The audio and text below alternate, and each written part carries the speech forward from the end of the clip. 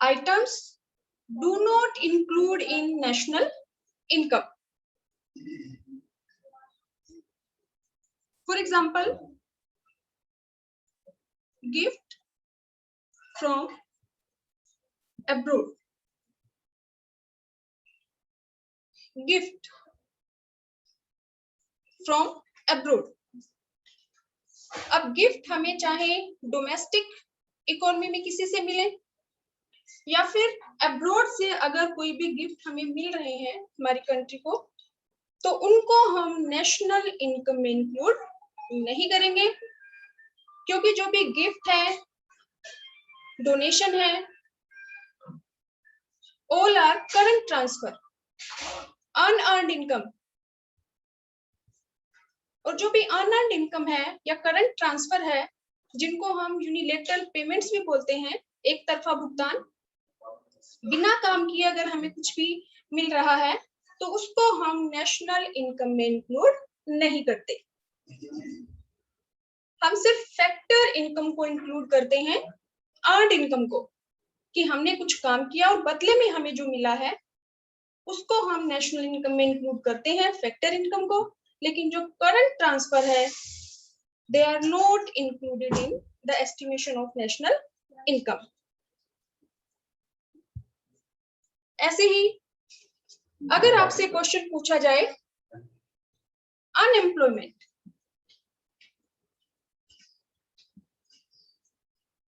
Unemployment allowances, unemployment allowances means कि जो भी लोग अपने आप को एम्प्लॉयमेंट एक्सचेंज में रजिस्टर कराते हैं, तो जो बेरोजगार लोग हैं उनको एम्प्लॉयमेंट अनएम्प्लॉयमेंट अलाउंस मिलता है। तो क्या हम इसको नेशनल इनकम में इंक्लूड करेंगे? नहीं, क्योंकि unemployment allowance it is unearned income, current transfer, it is not included in the estimation of national income. तो जो भी करंट ट्रांसफर है या ट्रांसफर पेमेंट्स हम जिनको बोलते हैं, जो अनअर्न्ड इनकम है, फ्री में हमें मिल रही है, तो उसको हम नेशनल इनकम में इंक्लूड नहीं करते। ऐसे ही अगर आपको क्वेश्चन गिवन है financial help, financial help to flood victims, कि कहीं बाढ़ आ जाए और वहां के लोगों को हम कोई भी फाइनेंशियल हेल्प प्रोवाइड कर रहे हैं, फूड प्रोवाइड कर रहे हैं, तो ये भी हमारा करंट ट्रांसफर है। हम जो भी फ्लड विक्टिम्स हैं उनकी हम हेल्प कर रहे हैं और ये करंट ट्रांसफर है, फैक्टर पेमेंट या फैक्टर इनकम नहीं है। So it is also not included in the estimation of national income. ऐसे ही अगर आपको क्वेश्चन में गिवन है purchase of vegetables, purchase of vegetables,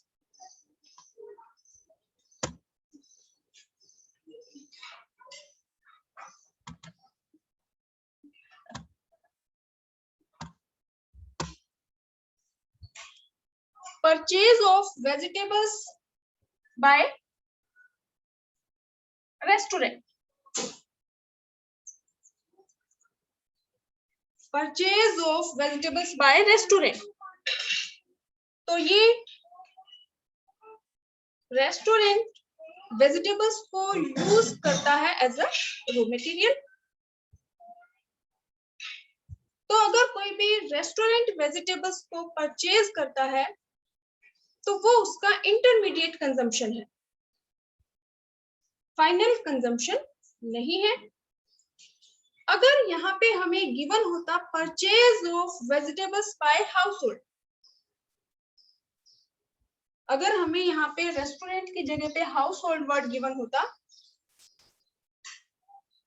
तो उसको हम नेशनल इनकम में इंक्लूड करते, क्योंकि हाउस होल्ड का जो भी एक्सपेंडिचर है, जो उसका कंजम्पशन एक्सपेंडिचर है, उसको हम फाइनल गुड की तरह ट्रीट करते हैं, क्योंकि उसमें कोई वैल्यू एडिशन आगे नहीं होता। कंज्यूमर कोई भी चीज जब परचेज करता है तो वो उसको अपने सेटिस्फेक्शन के लिए यूज करता है। तो अगर यही purchase of vegetables by household होता तो हम उसको इंक्लूड करते हैं in the estimation of national income.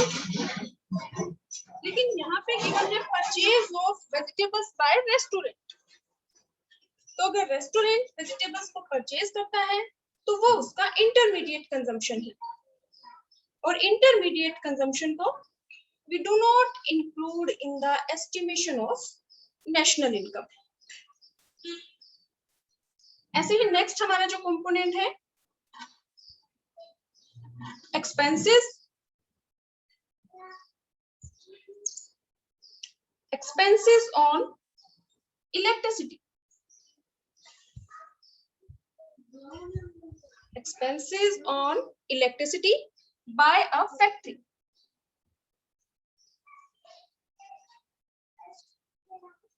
अब कोई भी फैक्ट्री है तो वहां पे जो भी मैन्युफैक्चरिंग होती है उसके लिए इलेक्ट्रिसिटी की जरूरत होती है, और इलेक्ट्रिसिटी पे जो भी एक्सपेंसेस है वो फैक्ट्री का इंटरमीडिएट कंजम्पशन है। ये इलेक्ट्रिसिटी जो बिल है या इलेक्ट्रिसिटी पे जो भी खर्चा किया जाता है बाय ए फैक्ट्री, वो इंक्लूड होता है किसी भी प्रोडक्ट के प्राइस में। तो अगर आपसे क्वेश्चन पूछा जाए expenses on electricity bye a factory, तो ये किसी भी फैक्ट्री का, फर्म का इंटरमीडिएट कंजम्पशन है, and we do not include it in the estimation of national income।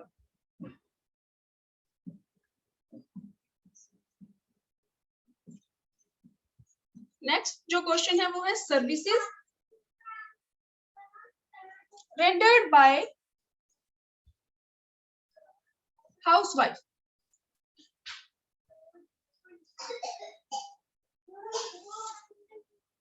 Services rendered by housewives। अब हमारे घर में जो भी हाउसवाइफ्स हैं वो जो घर का काम करती हैं,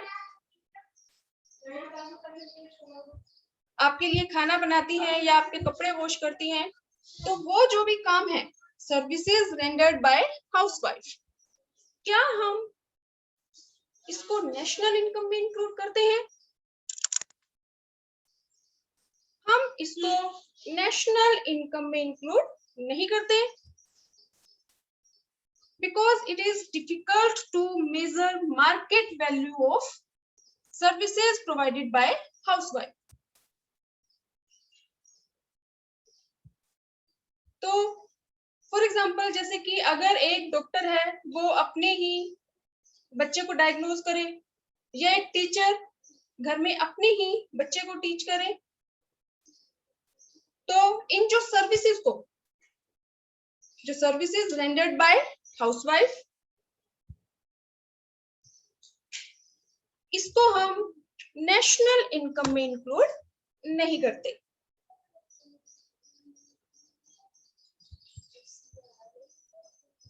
next,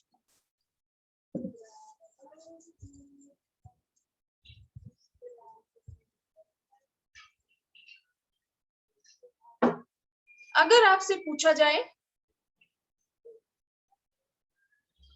interest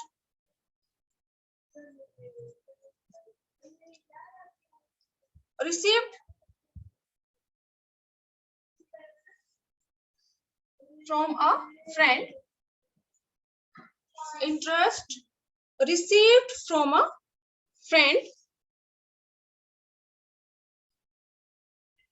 on loan offered to him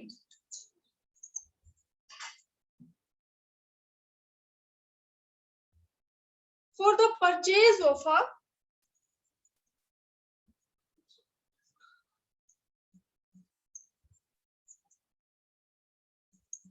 motorbike. For example कि आपने बाइक परचेज करने के लिए अपने किसी फ्रेंड से लोन लिया है और उस फ्रेंड को आप बदले में इंटरेस्ट पे करते हैं, तो क्या इस इंटरेस्ट को हम नेशनल इनकम में इंक्लूड करते हैं? The answer will be no, क्योंकि अगर कोई भी लोन लिया जाए और उस लोन को यूज किया जाता है प्रोडक्टिव पर्पस के लिए, तो प्रोडक्टिव पर्पस के लिए अगर कोई लोन लेता है तो उससे हमारी इकोनॉमी में वैल्यू एडिशन होता है, जीडीपी हमारा इंक्रीज होता है। तो अगर प्रोडक्शन पर्पस के लिए लोन लिया जाए तो उस पे जो भी इंटरेस्ट पे किया जाता है उसको हम इंक्लूड करते हैं in the estimation of national income. लेकिन interest received from a friend on loan offered to him for the purchase of a motorbike, कि आपने किसी को लोन दे दिया, अपने किसी फ्रेंड को बाइक खरीदने के लिए उधार दे दिया, और वो फ्रेंड अगर आपको इंटरेस्ट पे करता है तो क्या हम उसको नेशनल इनकम में इंक्लूड करेंगे? नहीं करेंगे, क्योंकि आपके फ्रेंड ने जो आपसे लोन लिया है वो कंजम्पशन पर्पस के लिए है, बाइक परचेज करने के लिए लिया है। तो अगर हाउस होल्ड सेक्टर कोई भी लोन लेता है कंजम्पशन पर्पस के लिए और वो उस पे इंटरेस्ट पे करे तो उसको हम नेशनल इनकम में इंक्लूड नहीं करते। कोई भी फर्म, कोई भी प्रोड्यूसर, कोई फैक्ट्री अगर लोन लेती है और उस पे वो इंटरेस्ट पे करे तो उसको हम इंक्लूड करते हैं in the estimation of national income. तो हमें अगर इंटरेस्ट वाला कोई क्वेश्चन आपसे पूछा जाए तो आपको ध्यान रखना है कि वो कंजम्पशन पर्पस के लिए है या फिर प्रोडक्शन पर्पस के लिए। अगर कंजम्पशन पर्पस के लिए है तो हम उसको नेशनल इनकम में इंक्लूड नहीं करते, और अगर वो प्रोडक्शन पर्पस के लिए है तो उसको हम नेशनल इनकम में इंक्लूड करते हैं व्हाइल एस्टिमेटिंग नेशनल इनकम। ऐसे ही अगर आपसे क्वेश्चन में पूछा जाए interest on national debt, interest on national debt means कि जब गवर्नमेंट पब्लिक से लोन लेती है, जब गवर्नमेंट पब्लिक से लोन लेती है तो गवर्नमेंट बदले में पब्लिक को इंटरेस्ट प्रोवाइड करती है। तो क्या हम उस इंटरेस्ट को नेशनल इनकम में इंक्लूड करते हैं? Interest on national debt will not be included in the estimation of national income. National debt means कि गवर्नमेंट ने पब्लिक से लोन लिया है और हम ये अज्यूम करके चलते हैं कि गवर्नमेंट इस लोन का यूज करती है कंजम्पशन पर्पस के लिए, लॉ एंड ऑर्डर को मेंटेन करने के लिए। गवर्नमेंट इस लोन का यूज इन्वेस्टमेंट पर्पस के लिए नहीं करती, कंजम्पशन पर्पस के लिए करती है। और अगर कंजम्पशन पर्पस के लिए जो लोन लिया गया है उस पे कोई भी इंटरेस्ट पे किया जाता है तो उसको हम नेशनल इनकम में इंक्लूड नहीं करते। ऐसे ही अगर आपसे पूछा जाए कि कोई भी पर्सन ए है, उसने एक गार्डन मेंटेन किया है, गार्डन मीन्स कि घर के सामने जो भी कई लोगों को शौक होता है कि वो अपने जो भी उनके पास एक्स्ट्रा टाइम है या आफ्टर रिटायरमेंट वो अपने घर के सामने छोटा सा कोई पार्क मेंटेन कर ले, उसमें या फिर कोई जो थोड़ी बहुत सब्जियां कोई ग्रो कर लेता है अपने घर के सामने छोटा सा जो पार्क है, थोड़ा जो स्पेस है उसमें, तो क्या हम उसको नेशनल इनकम में इंक्लूड करते हैं? नहीं। कि फ्री टाइम में अपने इंटरेस्ट के लिए, अपने शौक के लिए अगर कोई अपने घर के सामने छोटा सा कोई बगीचा बना ले, उसमें वो वेजिटेबल्स ग्रो कर ले, या कोई थोड़े बहुत उसमें पौधे लगा ले, तो उसको हम नेशनल इनकम में इंक्लूड नहीं करते, क्योंकि ये हम अज्यूम करके चलते हैं कि उसमें उसका उस पर्सन का कोई भी इंटरमीडिएट कंजम्पशन नहीं है, उसमें उसका कोई खर्चा नहीं लगता। तो इसीलिए अगर कोई फ्री टाइम में, या हम जैसे अपने घरों के सामने थोड़े बहुत पेड़ पौधे लगा लेते हैं, या थोड़ी बहुत वेजिटेबल्स हम वहां ग्रो कर ले, तो उसको हम नेशनल इनकम में इंक्लूड नहीं करते। ऐसे ही अगर आपसे कोई टैक्स पूछा जाए, फॉर एग्जांपल कि कॉर्पोरेट टैक्स, तो जो टैक्स है वो हमारे करंट ट्रांसफर है, करंट पेमेंट है। कॉर्पोरेट टैक्स, या अगर इसकी जगह पे आपसे पूछा जाए इनकम टैक्स, तो जो भी टैक्स है, tax means compulsory payment made by individual to government, और ये एक तरफा भुगतान है, वन साइडेड पेमेंट है। जो भी इंडिविजुअल है या जो कॉर्पोरेट है, कंपनीज हैं, वो जो भी टैक्स गवर्नमेंट को पे करती है, उनको बदले में गवर्नमेंट से कुछ भी नहीं मिलता। वो बात अलग है कि ये गवर्नमेंट का रेवेन्यू है, रिसिप्ट है, और गवर्नमेंट इस रिसिप्ट का यूज करती है हमारे ही सोशल वेलफेयर के लिए। लेकिन फॉर एग्जांपल कि अगर ए ने गवर्नमेंट को टैक्स पे किया, तो गवर्नमेंट डायरेक्टली ए को बदले में कुछ भी वापस नहीं करती। इनडायरेक्टली तो हमारा सोशल वेलफेयर होता है, लेकिन ए ने टैक्स पे किया, ए को बदले में कुछ भी नहीं मिला, तो ये जो टैक्स है वो हमारी है one sided payment, current transfer. तो इसीलिए कोई भी टैक्स, अगर आपसे क्वेश्चन में पूछा जाए कि whether it is included in national income और नॉट, तो जो टैक्स है और सब्सिडी, टैक्स तो क्या है, जो इंडिविजुअल और जो फर्म्स हैं वो पे करती है गवर्नमेंट को, और सब्सिडी, सब्सिडी गवर्नमेंट प्रोवाइड करती है, सब्सिडी गवर्नमेंट प्रोवाइड करती है टू इंडिविजुअल्स और प्रोड्यूसर्स, फर्म्स, इंडस्ट्रीज। और गवर्नमेंट जो ये इंडिविजुअल्स को या जो फर्म्स है, प्रोड्यूसर्स हो, उनको जो सब्सिडी प्रोवाइड करती है, वो भी वन साइडेड है। क्योंकि जब गवर्नमेंट हमें, फॉर एग्जांपल कि जैसे जो पुअर पीपल हैं, या हमारा जो पुअर सेक्शन है, गवर्नमेंट उसको जो एलपीजी सिलेंडर है उन पे अगर सब्सिडी प्रोवाइड कर रही है, या जो भी फूड है या क्लोथ्स है, अगर वो उनको सस्ते प्रोवाइड करती है, या जो प्रोड्यूसिंग यूनिट्स है उनको मोटिवेट करने के लिए उनको कोई चीजें सस्ती प्रोवाइड कर दे, जैसे जो फार्मर्स हैं उनको इलेक्ट्रिसिटी गवर्नमेंट सस्ती प्रोवाइड करती है।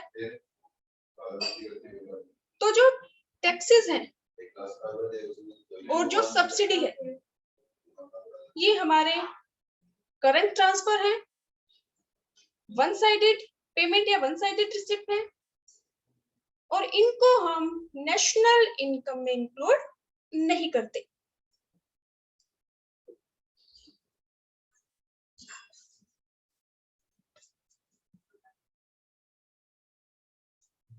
अब हम करेंगे आइटम्स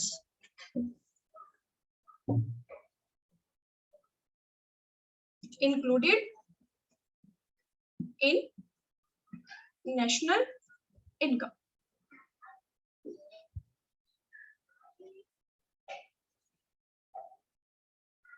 फॉर एग्जाम्पल कि हमारी गवर्नमेंट जो भी लॉ एंड ऑर्डर मेंटेन करती है, या डिफेंस पे वो जो भी एक्सपेंडिचर करती है, expenditure by government on law and to maintain law and order or expenditure by government on defense, whether these items be included in national income or not. तो ये हमारी जो गवर्नमेंट है उसके एक्सपेंडिचर को हम क्लासिफाई कर सकते हैं टू पार्ट्स में, कंजम्पशन एक्सपेंडिचर और इन्वेस्टमेंट एक्सपेंडिचर।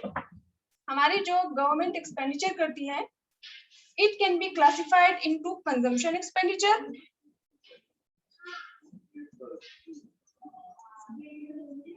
और इन्वेस्टमेंट एक्सपेंडिचर।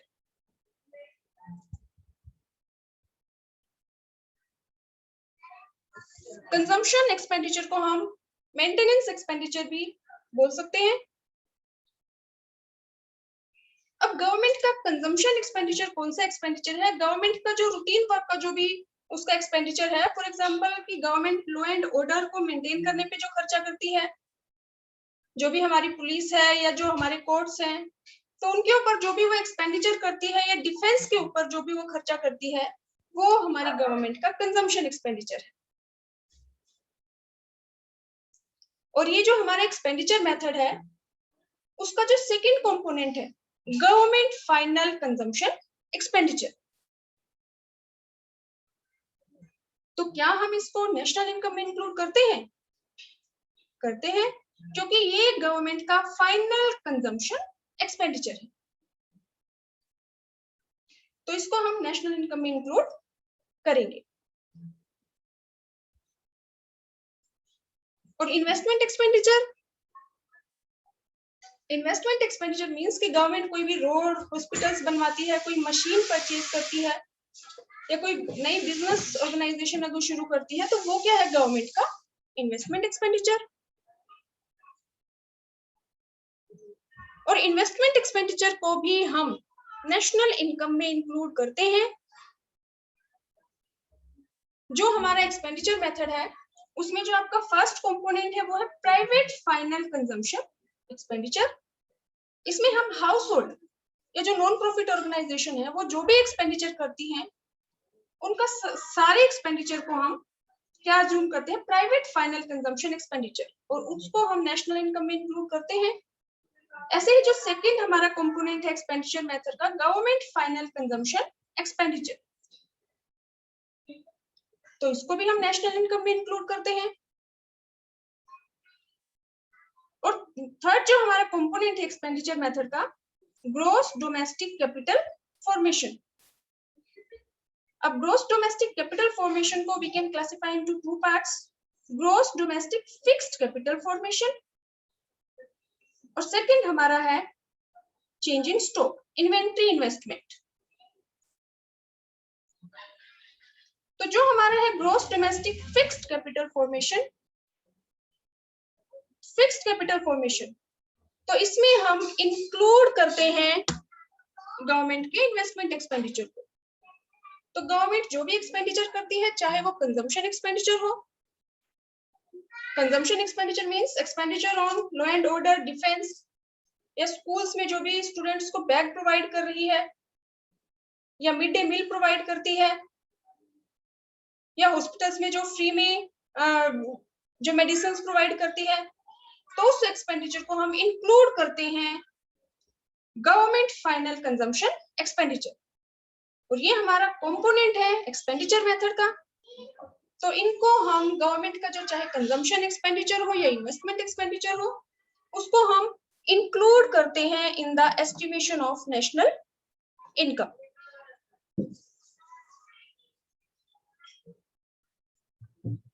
ऐसे ही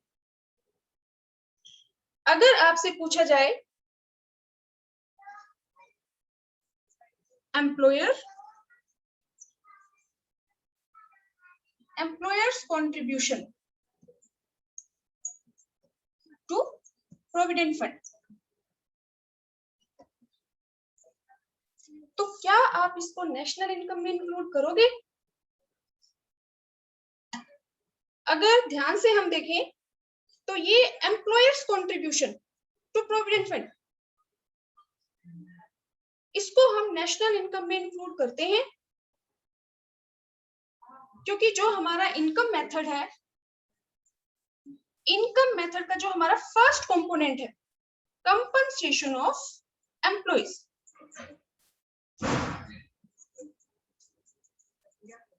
कंपनसेशन ऑफ एम्प्लॉइज को हमने क्लासिफाई किया है 4 पार्ट्स में, wages and salary in kind, wages and salary in kind, wages and salary in cash, retirement pension,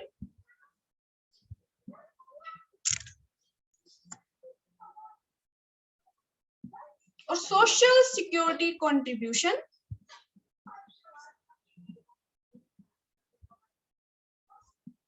by employer। तो अगर हमसे पूछा जाए एम्प्लॉइज कॉन्ट्रीब्यूशन, एम्प्लॉय, अगर यहाँ पे एम्प्लॉयर की जगह पे आपको वर्ड गिवन होता है employees contribution to provident fund, यानी कि employees contribution to social security benefits, तो ये अगर यहाँ पे एम्प्लॉय होता तो वो जो एम्प्लॉय पीएफ में जो भी कंट्रीब्यूट करता है वो उसकी सैलरी का ही एक हिस्सा होता है, यानी कि अगर यहाँ पे होता है employees contribution to provident fund, तो वो हम जो एम्प्लॉय पीएफ में जो कंट्रीब्यूशन करता है वो अपनी सैलरी में से ही करता है। फॉर एग्जांपल कि अगर उसकी सैलरी है 50,000 और उसमें से वो 5,000 रुपए पीएफ में ट्रांसफर कर दे तो उसके पास कितने बच गए 45,000, यानी कि अगर यहाँ एम्प्लॉय होता तो उसको हम नेशनल इनकम में इंक्लूड नहीं करते क्योंकि वो पार्ट है वेजेस एंड सैलरी कैश का। अब ये हमारा है एम्प्लॉयर्स कंट्रीब्यूशन, और employers contribution to provident fund इसको हम नेशनल इनकम में इंक्लूड करते हैं क्योंकि ये कॉम्पनसेशन ऑफ एम्प्लॉयज, जो कंपनसेशन है इसी के जो 4 पार्ट्स हैं इनको हम कंपनसेशन ऑफ एम्प्लॉयज में इंक्लूड करते हैं। तो social security contribution by employer it is included in the estimation of national income.